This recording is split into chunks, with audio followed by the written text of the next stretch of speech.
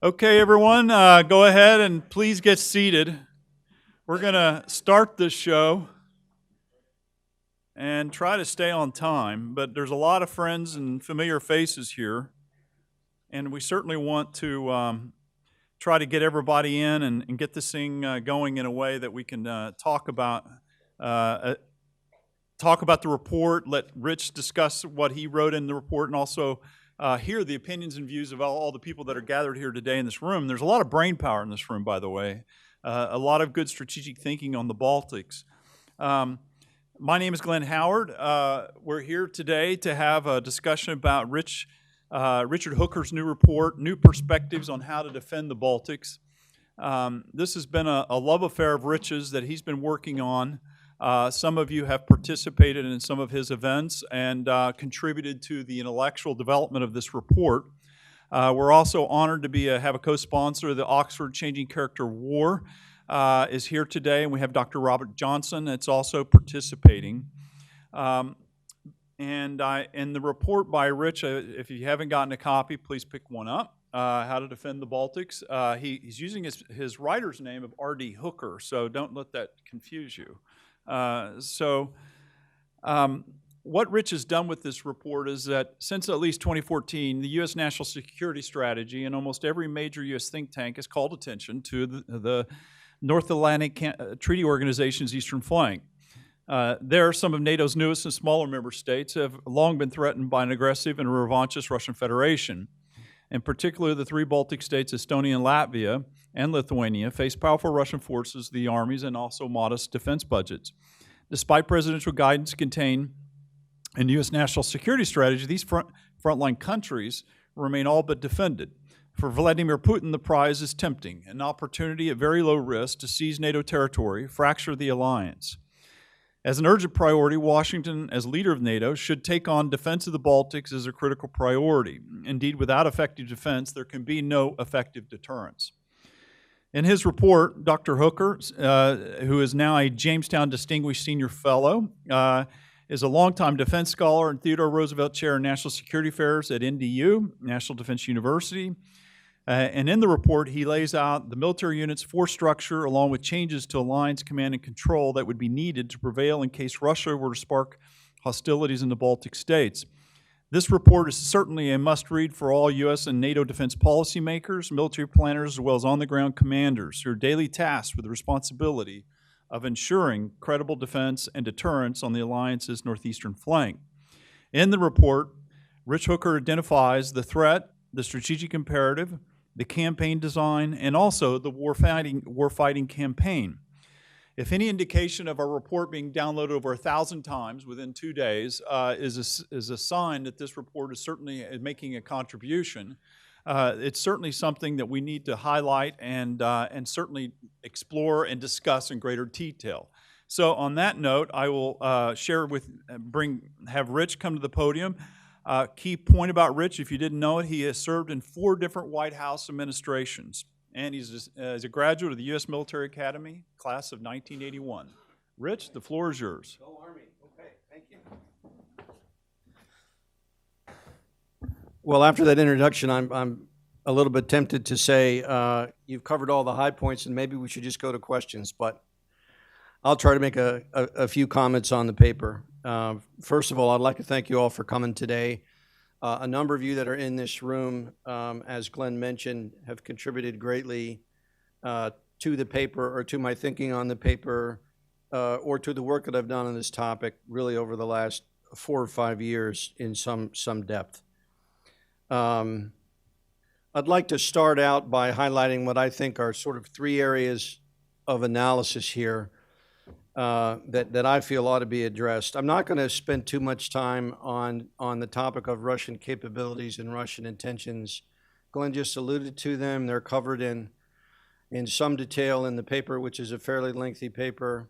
I like to joke that I sometimes feel like an army of one in this town in calling attention to what I perceive to be the Russian threat to NATO's eastern flank, and in particular the Baltic states. Actually, that's really not true in the sense that, as Glenn mentioned, just about every major think tank in Washington, D.C. and many other places has called attention to this. It's not something, however, that the U.S. government has been particularly seized with, certainly in this administration. There were a number of moves that were made at the very end of the Obama administration following the Russian incursion into the Donbass and into Crimea that were fairly significant. Putting a rotational heavy army brigade into Poland was one of those moves. The EFP battalions was another one. The starting up of the European Defense Initiative was yet another. But not really very much on this trajectory over the last, let's say, 3 years or so. Let's talk a few of the specifics, though, about what the Russians have and what the Russians don't have. I'm not one of those that tries to argue that the Russian Federation or the Russian military is 10 feet tall. They're not. They have real limitations and in some ways some real vulnerabilities. But along their own periphery, when they're concerned with former Soviet or former Russian territories, not too far from the homeland, their capabilities are significant and need to be taken into account. So let's start with what they have. First of all, their forces in their western military district are spearheaded by the 1st Guards Tank Army, which is newly reconstituted only in the last 2 or 3 years. And this is significant, number one, because the name is not an accident.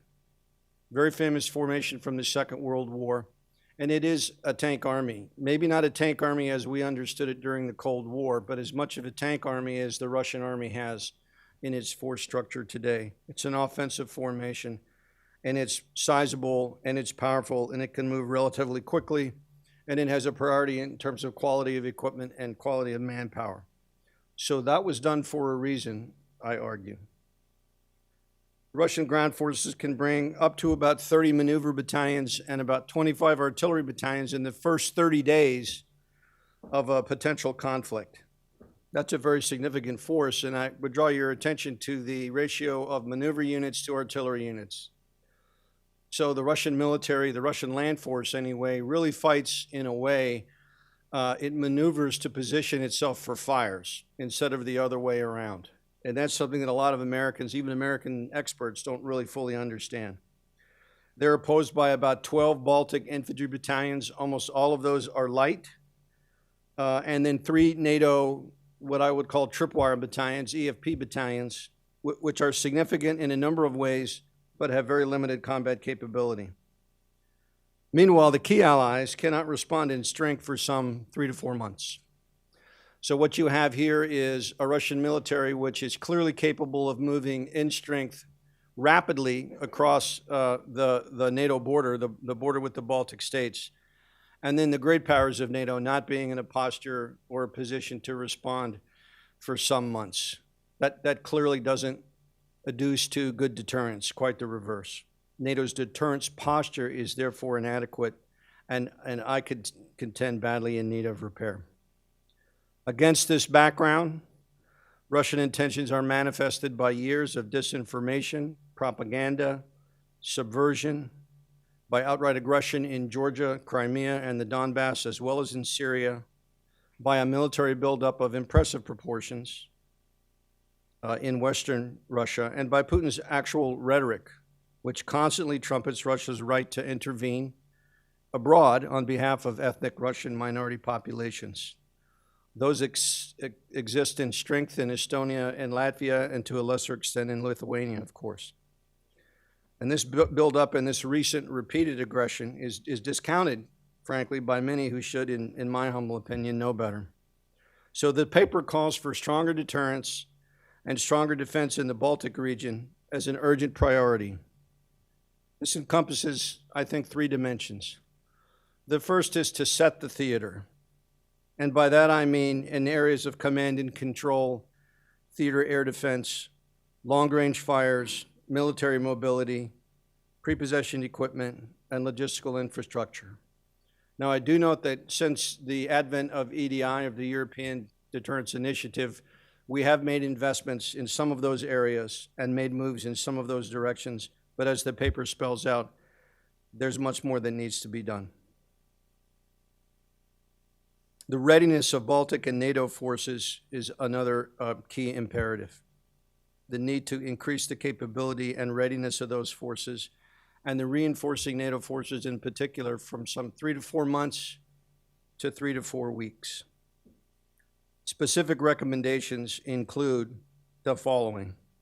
First, to establish some Baltic command and control structures. If you look at the plan right now for command and control in time of crisis or time of conflict in the Baltic territories themselves, to borrow a phrase from my old boss, Tom White, the Secretary of the Army, it looks something like a dog's breakfast, right? So there are NATO formations in Poland. There's maybe a NATO divisional headquarters, a Danish divisional headquarters that would come in theory, assume command of what Baltic forces there are. The core headquarters that you find in Poland is actually some 800 kilometers from the Lithuanian border. So just in terms of time and space and ability to focus on the problem, the degree to which these headquarters are manned, trained, and exercised, they are not the right answer. They are far from being the right answer, and we need to address that. A number of major think tank studies in recent years have concluded that the forces that exist in peacetime in the Baltic states themselves are just inadequate for defense. I know as well, I think as anyone in this room, that the politics of this are difficult and challenging, but I would note that in this administration in particular, but I think more generally any American administration, before it was willing to commit to this venture in a major way, would want to satisfy itself that the local nations are doing all that they could. And there is much that could be done in the 3 Baltic states, in my opinion, that's not being done right now. And we have some good models in front of us. And not just the Winter War that everyone cites, where the Finns, whose population is approximately the same as the population of the 3 Baltic states today, were able to put some 300,000 soldiers in the field and acquitted themselves very well. We sometimes forget that in the War of Independence in 1920, the Baltic states had armies of 80,000 and 70,000 in the field, far, far, far greater than what we see today.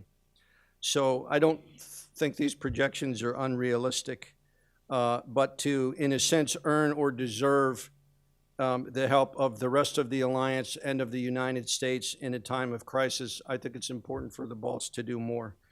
I also like to cite the example of Israel, that today doesn't face quite the existential threat that perhaps it did in the past, but with a population about the same, when you exclude the Arab population, which can't be brought into the army, with a population approximately the same, has an active force of some 160,000 and reserves in excess of 400,000, trained reserves in excess of 400,000. So that's one model that we can look at. How would we equip such an enhanced Baltic force? Well, it's a fact that is simply beyond their abilities in terms of their defense budgets. They're already in the 2% club, which is more than most NATO nations can say. And it's simply beyond their ability to finance, for example, heavy units or enablers like air defense, long-range fires, and so on. So they're going to need financial assistance. And where can that come from? Well, we've appropriated to date some $15 billion in the European Deterrence Initiative. Almost all of that money, however, has gone to U.S. forces. And I would hope by now, after $15 billion, that we have purchased the prepositioned equipment, we've repaired the motor pools in the airfields, we've painted the officers' clubs, we've done all the things that we need to do for our limited presence in Europe, military presence in Europe. And if that funding is to continue, which it looks like it will, at least for the near future, in theory, those are funds that could be made available to help the Balts out where they can't help themselves. It's not widely known, for example, that the U.S. maintains excess stocks of military equipment in great numbers. Some 2,000 M1 tanks, for example, are sitting out in California at the Sierra Army Depot.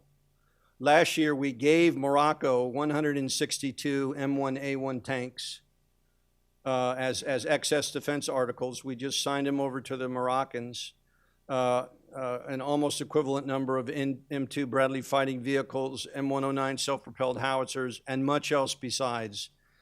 And this is equipment that was rendered excess really in the drawdown of the 1990s when the Army went from 18 divisions to 10 divisions. if that equipment is not put to good use in the next few years, it's going to be sold off and turned into scrap anyway. These are very capable systems which with minimal investment can be returned to a combat-ready status and used for a purpose like this. Some other suggestions. When we look at the command and control architecture in a time of conflict or war, a time of tension or conflict or war, we really find ourselves sort of all over the map.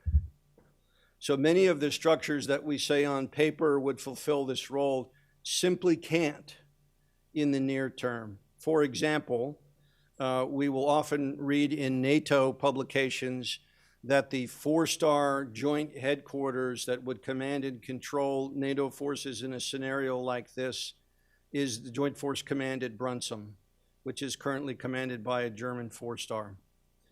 However, the peacetime establishment of that headquarters is far from being adequate for wartime, and it will take some months for them to get up to a wartime footing in terms of manning, but also training and exercising.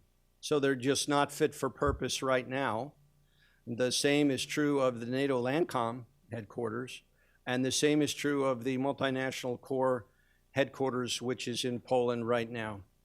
So if you're going to be serious about this, you want real battle staffs that are fully trained, fully manned, and fully equipped.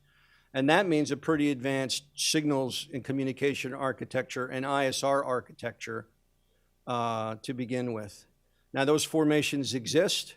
Many are found in the U.S. force structure, but not all. The Allied Rapid Reaction Corps headquarters in the UK, for example, is an ideal candidate for this kind of mission. I think it expects to be used in this way. It's not clear in NATO documents if that's been decided upon or not. Some other suggestions.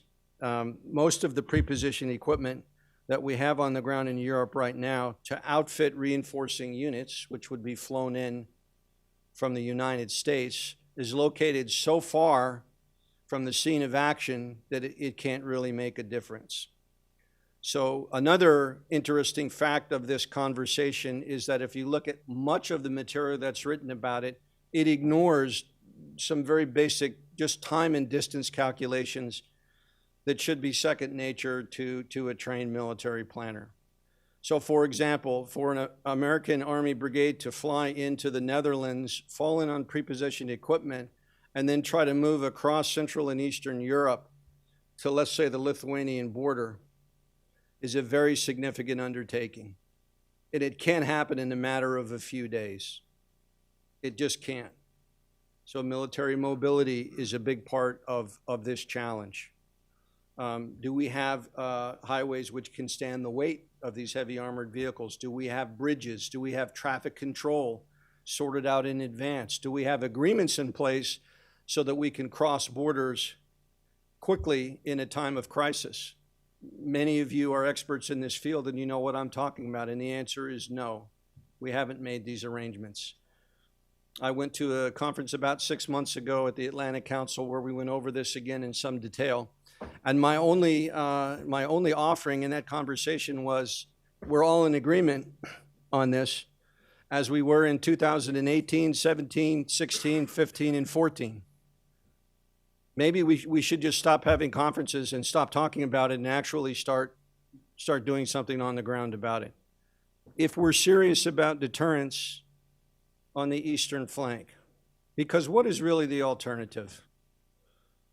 We talk about deterrence, we think about deterrence, we hope to have deterrence for the best of all reasons, which is because the alternative is what? It's no deterrence, in which case a bold and opportunistic Vladimir Putin may well decide one day to take advantage of that situation. And the investment that we make now in deterrence is so much smaller, so much less than the investment that we would have to take to try to respond to that aggression. This is a phenomenon that the Balts sometimes refer to as liberation after occupation. Not a savory option to consider. Far better to put systems and structures and forces and procedures in place so that we can deter that from ever happening in the first place. We're supposed to get underway with our first panel in about 5 minutes, so I think I'll stop there. If you have detailed questions, I can refer you to the paper, which I think would answer most of them. Whether convincingly or not is up to you. It's not up to me. I've made my best argument and made my best case, but whether it's going to be persuasive is entirely up to you. But I will reserve about 5 minutes for one or two broad questions if there are any in the audience that you'd like to pose to me. Hans, please.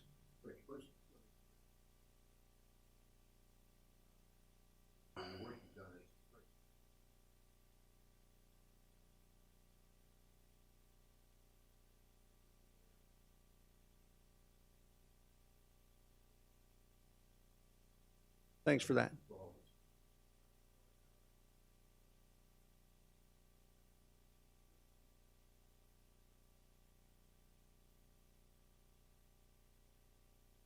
Yeah.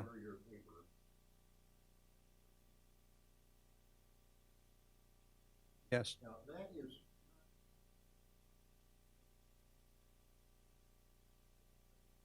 Yes. also pretty tight.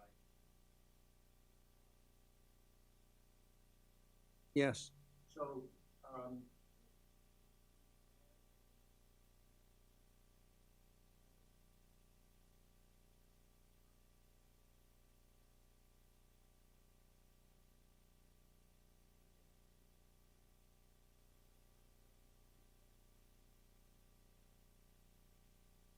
I think it goes a long way if the 30-30-30-30 initiative actually were to be realized, and that's something of an if. I think it would go a long way. What it does is it solves a big part of the problem, which is how do we get meaningful NATO reinforcements to the scene in a strategically meaningful time frame. Now, these forces couldn't get there in 7 days or 14 days for the most part, but they might be able to get there in 30 days, which is a major step forward. Of course, the Russians can get there in 3 days. We posit in the paper a period of strategic early warning of about 7 days, and then most of the studies that are out there, and I agree with them, say that as we're postured right now, Russian forces would be in Tallinn, for example, in about 72 hours, 48 to 72 hours. So we still have to address the problem of how do we hold out until these forces that you just referred to can arrive, right? And that's a big part of the problem. But I think the 30-30-30-30 initiative is a major step forward if the nations commit to it and hold up their end, which again is sort of a big if, okay? Because it's asking a lot. But at least it frames the problem, it highlights the problem, it draws attention to the problem, and that's a real step forward. Yes, sir.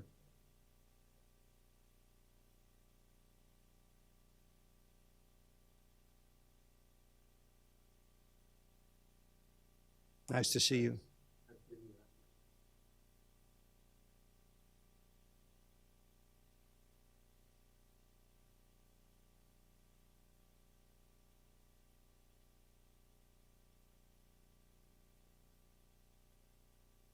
Very important kept war because the place Yeah. that after the financial crisis, so I think now it's on. Now it's on. So after the crisis, the expenditure went under.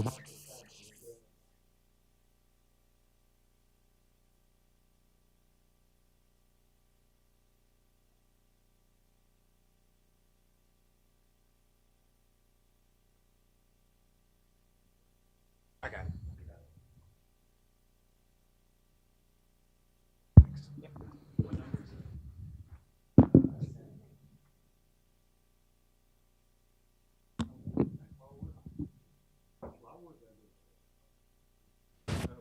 What exactly would you suggest? Okay, no need anymore for that. So can I ask, have you read the paper? Not yet, so maybe you can tell Well, me I which think I'll page. fully is it? satisfy you when you do.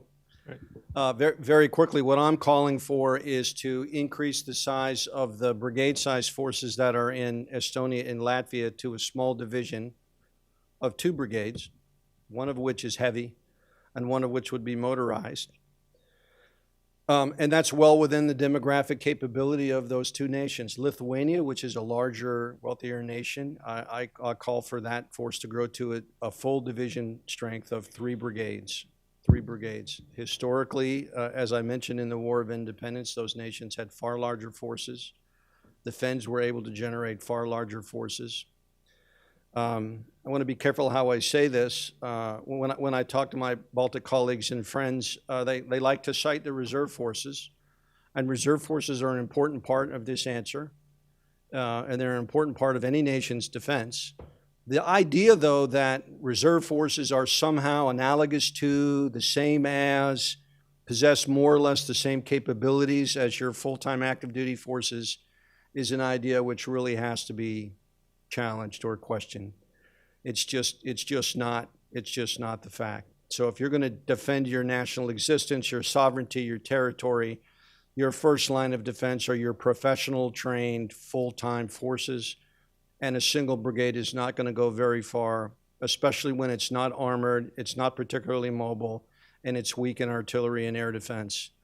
So these are building block fundamentals that I think we all have to come to terms with. I'm aware that politicians would find it difficult to make this case and maybe to stay in office or to be reelected. I'm well aware of that. Nevertheless, if we're serious about this question and this issue, we can either assume that the Russians will not be aggressive, or we can wait for the next administration to deal with this. Maybe not the best way to ensure our own survival and our own defense. You're going to get a lot more out of the United States and a lot more out of NATO when you're seen to be doing more than you are now, fully acknowledging what you've already done, which is increased your spending to 2%, which we would like to see the rest of the NATO nations follow suit in that regard as well.